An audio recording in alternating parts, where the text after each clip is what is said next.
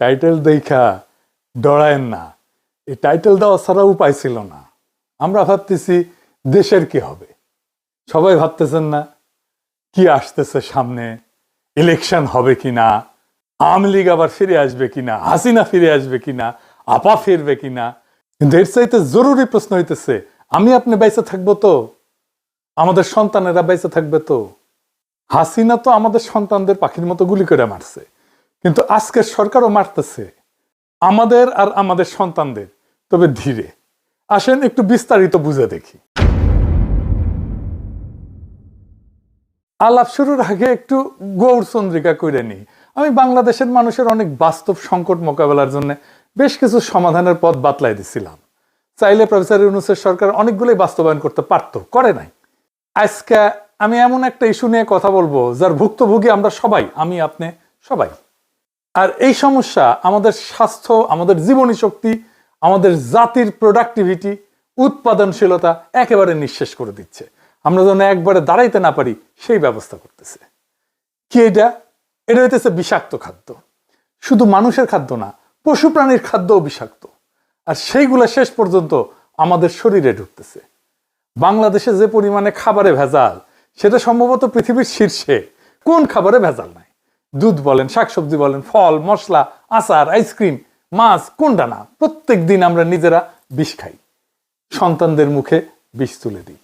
রেস্টুরেন্টে যে রান্না হয় সেটাও পচা। বাংলাদেশ সম্ভবত একমাত্র দেশ যে দেশে 5 স্টার হোটেলে খাইলেও পেট খারাপ হয়। ব্যানে ভ্যানে করছি না। একবার সেরাটন হোটেলে খাইছিলাম 2006 সালে।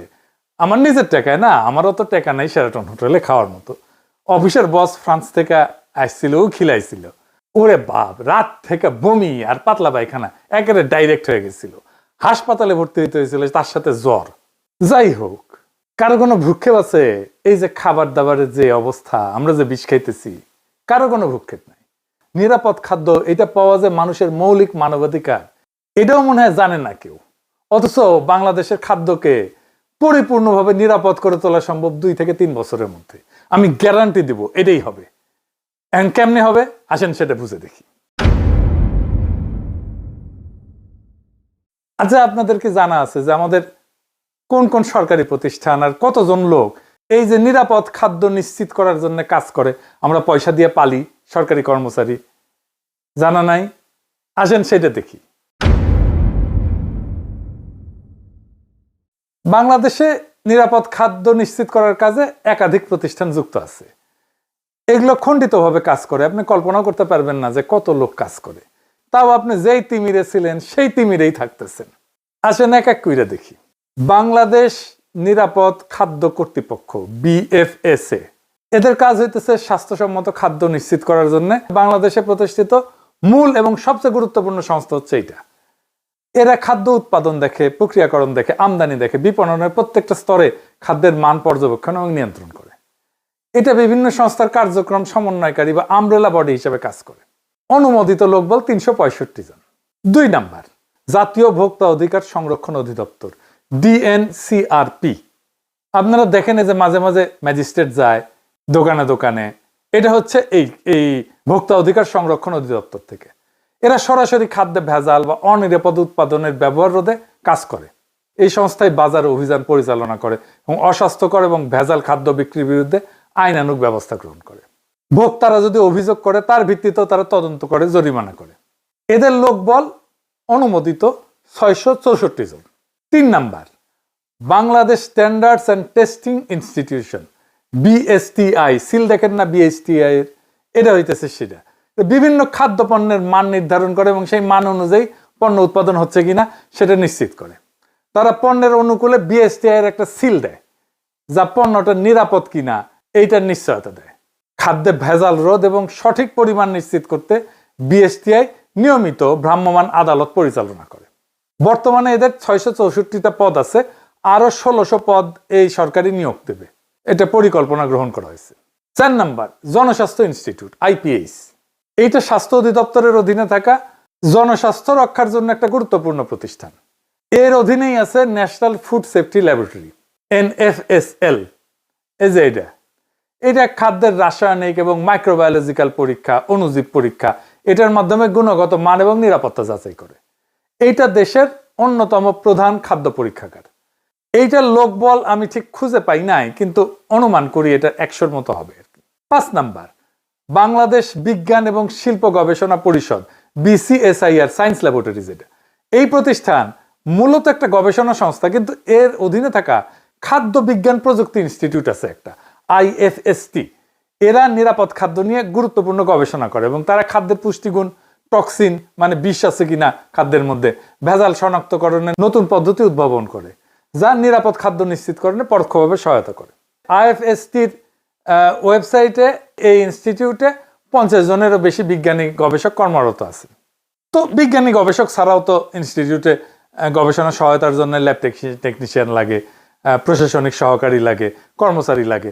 তো সব মিলে বিবেচনা করলে ধরেন এদেরও 100-র মতো লোকবল হবে। এই প্রতিষ্ঠানগুলো ছাড়াও স্বাস্থ্য অধিদপ্তরের স্যানিটারি ইন্সপেক্টর এবং সিটি কর্পোরেশন এবং পৌরসভার স্বাস্থ্য বিভাগ মাঠ পর্যায়ে রেস্তোরাঁ যারা খাবার বিক্রি করে এই সমস্ত প্রতিষ্ঠান পরিদর্শন করে নিরাপদ খাদ্য নিশ্চিত করে। স্বাস্থ্য অধিদপ্তরের অনুমোদিত কাঠামো অনুযায়ী প্রত্যেকটা উপজেলায় এক বা একাধিক স্যানিটারি ইন্সপেক্টর আছে এবং সহকারী স্যানিটারি ইন্সপেক্টর আছে। সেই হিসাবে সারা দেশে 495টা উপজেলায় এই সংখ্যা প্রায় 1000 থেকে 1200 জন। সিটি কর্পোরেশন এবং পৌরসভাগুলোর স্থানীয় সরকার মন্ত্রণালয়ের অধীনে পরিচালিত হয় এবং তাদের নিজস্ব স্বাস্থ্য বিভাগ এবং জনবল কাঠামো আছে। এদের লোকবলের সংখ্যা প্রতিষ্ঠানের আকার, আয়তন এবং বাজেটের উপর ভিত্তি করে ভিন্ন ভিন্ন হয়। তো ধরেন সিটি কর্পোরেশন, বড় সিটি কর্পোরেশনগুলোতে যেমন ধরেন ঢাকা, চট্টগ্রাম, এদের স্বাস্থ্য বিভাগ বেশ বড় এবং সুসংগঠিত। প্রত্যেকটা সিটি কর্পোরেশনে একজন প্রধান স্বাস্থ্য কর্মকর্তা থাকে। এর অধীনে প্রত্যেকটা আঞ্চলিক বা জোনাল অফিসে স্বাস্থ্য কর্মকর্তা এবং তার অধীনে স্যানিটারি ইন্সপেক্টর বা খাদ্য পরিদর্শক কাজ করে। এদের আনুমানিক সংখ্যা ধরেন যেগুলো সিটি কর্পোরেশনের কয়েকশো। সারা দেশের 12টা সিটি কর্পোরেশন মিলায় এই সংখ্যাটা হবে 500 থেকে 700, তার একটু বেশিও হইতে পারে। পৌরসভা, বাংলাদেশের 329টা পৌরসভা আছে। এদের স্বাস্থ্য বিভাগের আকার তুলনামূলকভাবে ছোট। এটার আবার শ্রেণী আছে, যেমন ক শ্রেণী আছে, খ শ্রেণী আছে। তো ক শ্রেণী মানে এগুলো বড় পৌরসভা। এখানে স্যানিটারি ইন্সপেক্টরের পদ থাকলেও ছোট পৌরসভাগুলোতে একজন স্বাস্থ্য সহকারী বা স্যানিটেশন টেকনিশিয়ান আছে, এই দায়িত্ব পালন করে, একই দায়িত্ব পালন করে। আনুমানিক সংখ্যা, এই সংখ্যাটা আমি কোথাও খুঁজে পাইনি, আনুমানিক সংখ্যা প্রত্যেক পৌরসভায় যদি গড়ে 2 থেকে 3 জন করে ধরি, তাহলে সারা দেশে পৌরসভাগুলোতে এই সংখ্যা 600 থেকে 900-র মতো হবে আর কি। বিভিন্ন সরকারি সংস্থাগুলোর অনুমোদিত এবং আনুমানিক লোকবল যোগ করলে প্রায় 4500-এর মতো হয়। এইবার বলেন 4500 লোক আপনার নিরাপদ খাদ্য নিশ্চিত করতে কাজ করতেছে, পারতেছে কি? পারতেছে না। কিছু পারতেছে? কিচ্ছু পারতেছে না। আচ্ছা, আমরা আশেপাশের কিছু পরিসংখ্যান দেখি, মানে ধরেন আশেপাশের দেশ, ধরেন ইন্ডিয়ারটাই দেখি। আসেন ইন্ডিয়ারটা একটু দেখি, আমরা মিলাই দেখবো বাংলাদেশের সাথে। ইন্ডিয়ায় ঠিক একই কাজ কতজন করে জানেন? 27500 জন। বাংলাদেশের জনসংখ্যা তো প্রায় 17 কোটি। তো মোট লোকবল হচ্ছে 4500-এর মতো। প্রায় প্রত্যেক 39,000 জনের জন্য একজন পরিদর্শক। ইন্ডিয়ার জনসংখ্যা 140 কোটি, লোকবল আছে প্রায় 25,000 ধরলাম আর কি, 25 থেকে 30,000 ধরলাম, 27,500 গড়ে। তো তাইলে প্রত্যেক 51,000 জন মানুষের জন্য একজন পরিদর্শক। তাইলে আমাদের লোকবল ইন্ডিয়ার চাইতে বেশি। তাইলে ইন্ডিয়ার চাইতে কি খাদ্য আমাদের দেশে বেশি নিরাপদ? আসেন সেটা দেখি। ইন্ডিয়া একটা গবেষণা হয়েছিল এবং পাওয়া গেছে যে 42% খাবারে ভেজাল পাওয়া গেছে। তার মানে 58% খাবার ভালো।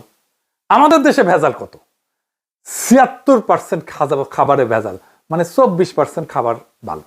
তাহলে আমাদের এই 4500 লোক বল কি বাল ফেলাইতেছে? কিচ্ছু না। অন্তত ইন্ডিয়া স্ট্যান্ডার্ড তো মেনটেন করবে। কি ভয়াবহ অবস্থা বিরাজ করতেছে দেখেন। তাহলে এখান থেকে উত্তরণের পথ কি? আচ্ছা, এবার আলাপে যাওয়ার আগে আরেকটা তথ্য দেখে নি। আমেরিকাতে কতজন কাজ করে নিরাপদ খাদ্য নিয়ে কাজ করতে? 5,500।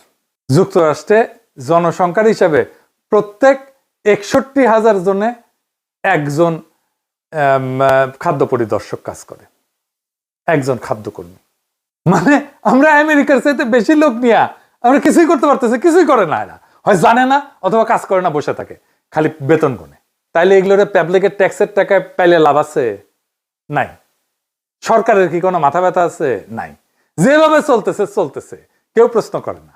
এইটা নিয়ে যে কাজ করতে হবে সেটাও কেউ বলে না। তাইলে এখন আমাদের কি করতে হবে? এই যে জটিল অবস্থা, এই জটিল অবস্থা সামলানোর মতো প্রতিষ্ঠান আমাদের নাই। একটা প্রতিষ্ঠান আছে যেটা মোটামুটি ভালো কাজ করে, সেটা হইতেছে ড্রাগ অ্যাডমিনিস্ট্রেশন। ড্রাগ অ্যাডমিনিস্ট্রেশনকেই আমাদের মূল ইনস্টিটিউট করে সবগুলো খুচরা খাচরি যেগুলো বিভিন্ন জায়গায় ছড়াই ছিটে আছে সবগুলোকে ড্রাগ অ্যাডমিনিস্ট্রেশনের আন্ডারে আনতে হবে এবং আমাদের নাম দিতে হবে আমেরিকার মতো ফুড অ্যান্ড ড্রাগ অ্যাডমিনিস্ট্রেশন। খাদ্য এবং ওষুধের অ্যাডমিনিস্ট্রেশন, এদের এক্সপার্টাইজ আছে, দক্ষ লোক, এরা জানে কিভাবে ওষুধের মান নিয়ন্ত্রণ করতে হয় এবং এরাই পারবে খাদ্যেরও মান নিয়ন্ত্রণ করতে। তো যুক্তরাষ্ট্রে FDA কি করে আসেন একটু বুঝে দেখি। 1 নাম্বার, খাদ্য নিরাপত্তা এটা নিশ্চিত করে, ওষুধ নিয়ন্ত্রণ করে, চিকিৎসা যন্ত্রপাতি মেডিকেল ডিভাইস এটা নিয়ন্ত্রণ করে, ভ্যাকসিন এবং বায়োলজিক্স আরেক ধরনের ওষুধ সেটা নিয়ন্ত্রণ করে, তামাক নিয়ন্ত্রণ করে এবং কসমেটিক্স এবং সাপ্লিমেন্টস নিয়ন্ত্রণ করে। সাপ্লিমেন্টস মানে যে ভিটামিন টিটামিন এই সমস্ত, প্রোবায়োটিক ইত্যাদি ইত্যাদি। বাংলাদেশে FDA ধাঁচের শক্তিশালী দপ্তর করতে হইলে জনবল ধাপে ধাপে বাড়ানো বাস্তবসম্মত। প্রথম ধাপে আমাদের যা লোক আছে সবগুলোকে একসাথে নিয়ে এসে এইটার আন্ডারে রাখতে হবে এবং ফুড অ্যান্ড ড্রাগ অ্যাডমিনিস্ট্রেশন এটা স্বাস্থ্য মন্ত্রণালয় থেকে বাইর করে নিয়ে এসে এটাকে একটা স্ট্যাটিউটরি বডি করতে হবে। এইটা থাকবে প্রাইম মিনিস্টারের কার্যালয়ের অধীনে। এইখানে আমার হিসাবে মোটামুটি 10,000 লোক বল যদি আমরা দিতে পারি, 10 থেকে 11,000, তাইলে এটা খুবই ভালো কাজ করবে, একদম আমেরিকান স্ট্যান্ডার্ডে কাজ করতে পারবে। তাইলে যে সমস্ত খণ্ডভাবে খাদ্য এবং ওষুধ নিয়ন্ত্রণে বিভিন্ন সংস্থা আছে সেটাকে একটা ছাতার নিচে আনতে হবে। প্রথম ধাপে ডিরেক্টর ড্রাগ অ্যাডমিনিস্ট্রেশন DGDA এবং BFSA যেটা নিরাপদ খাদ্য কর্তৃপক্ষ, এই দুটোকে একীভূত করতে হবে, কারণ এই দুই প্রতিষ্ঠানই যথাক্রমে ওষুধ এবং খাদ্যের মূল নিয়ন্ত্রক। এরপর ধাপে ধাপে Bangladesh standards and testing institution BSTI এর পরীক্ষাগার, তার ক্ষমতা, এর মান নির্ধারণের অংশ এটা যুক্ত করা যেতে পারে, ভোক্তা অধিকার সংরক্ষণ অধিদপ্তর এটা যুক্ত করা যেতে পারে, বাজার নজরদারির অংশটা, তাহলে মাঠ পর্যায়ের কার্যক্রম শক্তিশালী হবে। তামাক নিয়ন্ত্রণ সেল এটা স্বাস্থ্য মন্ত্রণালয়ও আছে এবং শিল্প ও বাণিজ্য মন্ত্রণালয়ও আছে। তো এইটা দুই জায়গা থেকে আলাদা করে এই FDA এর আন্ডারে দিতে হবে। আর কসমেটিক্স, আমি জানি না কসমেটিক্স কেউ দেখে কিনা, কসমেটিক্স এবং সাপ্লিমেন্টস নিয়ন্ত্রণের জন্য DGDA এবং BSTI থেকে নতুন দপ্তরে স্থানান্তর করলে পুরা খাত একটা ছাতার নিচে চলে আসবে।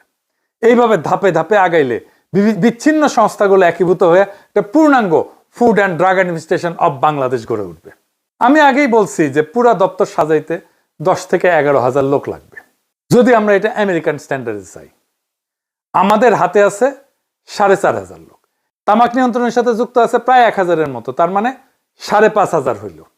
আর ড্রাগ অ্যাডমিনিস্ট্রেশনে প্রায় 1,100 লোক আছে, তার মানে 6,600 লোক আমার কাছে এখনই রেডি, আমরা তাদেরকে বেতন দিই। এই জনবল আমার এখনই আছে। তো কোন দপ্তর কিভাবে কোথায় যাবে তার একটা খসড়া করছি এইভাবে। এইটা সাহেব এটা একটু পাশে দেখান, আমি বলতেছি। প্রথমে আসবে ওষুধ প্রশাসন অধিদপ্তর DGDA, এইখান থেকে ওষুধ নিয়ন্ত্রণ হবে, মেডিকেল ডিভাইস ভ্যাকসিনের নিবন্ধন হবে, মান নিয়ন্ত্রণ হবে, কসমেটিক্স এবং সাপ্লিমেন্ট সংক্রান্ত সব দায়িত্ব সরাসরি ফুড অ্যান্ড ড্রাগ অ্যাডমিনিস্ট্রেশন বাংলাদেশে চলে আসবে। এরপরে যুক্ত হবে বাংলাদেশ নিরাপদ খাদ্য কর্তৃপক্ষ BFSA, খাদ্য নিরাপত্তা আইন, নীতি, ফিল্ড পর্যায়ের সমস্ত তদারকির ক্ষমতা ফুড অ্যান্ড ড্রাগ অ্যাডমিনিস্ট্রেশন বাংলাদেশের খাদ্য নিরাপত্তা বিভাগে স্থানান্তরিত হবে। BSTI থেকে খাদ্য এবং কসমেটিক্সের মান নির্ধারণ হবে এবং পরীক্ষাগার কার্যক্রমের একটা অংশ যুক্ত হবে। স্থানীয় সরকার প্রতিষ্ঠান যেমন সিটি কর্পোরেশন, পৌরসভা, যাদের ভ্রাম্যমাণ আদালত এবং স্যানিটারি ভেটেরিনারি ইন্সপেকশন ক্ষমতা আছে, তারা সমন্বিত হয়ে ফুড অ্যান্ড ড্রাগ অ্যাডমিনিস্ট্রেশনের খাদ্য নিরাপত্তা বিভাগ এবং ভোক্তা অধিকার সেলের সঙ্গে কাজ করবে, তাদেরকেই রিপোর্ট করবে। স্বাস্থ্য অধিদপ্তর এবং রোগতত্ত্ব রোগ নিয়ন্ত্রণ যেটা IEDCR, এইখান থেকে ভ্যাকসিন এবং বায়োলজিক্সের মান নিয়ন্ত্রণ এবং গবেষণা অংশ যুক্ত করতে হবে। ভোক্তা অধিকার সংরক্ষণ অধিদপ্তর মানে DNCRP, এটার বাজার নজরদারির একটা অংশ যুক্ত হবে যাতে খাদ্য এবং ওষুধ সংক্রান্ত প্রতারণা প্রতিরোধে food and drug administration Bangladesh কার্যকরভাবে ভূমিকা রাখতে পারে। সবশেষে স্বাস্থ্য মন্ত্রণালয়ের তামাক নিয়ন্ত্রণ সেল এবং শিল্প ও বাণিজ্য মন্ত্রণালয়ের তামাক উৎপাদন এবং বিপণন অনুমতির ক্ষমতা একত্রিত হয়ে ফুড অ্যান্ড ড্রাগ অ্যাডমিনিস্ট্রেশন বাংলাদেশের তামাক নিয়ন্ত্রণ বিভাগ গঠন করবে।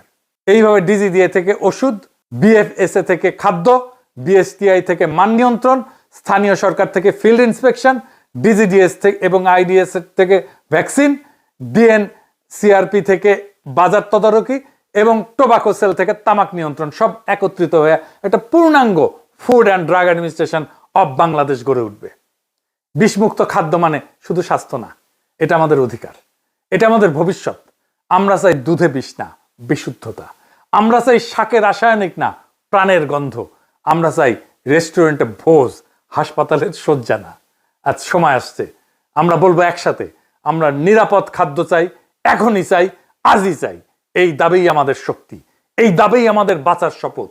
যেদিন ভেজাল মুক্ত খাদ্য হবে সবার অধিকার, সেদিনই জন্ম নেবে একটা শক্তিশালী, সুস্থ, অদম্য বাংলাদেশ। ইনকিলাব জিন্দাবাদ।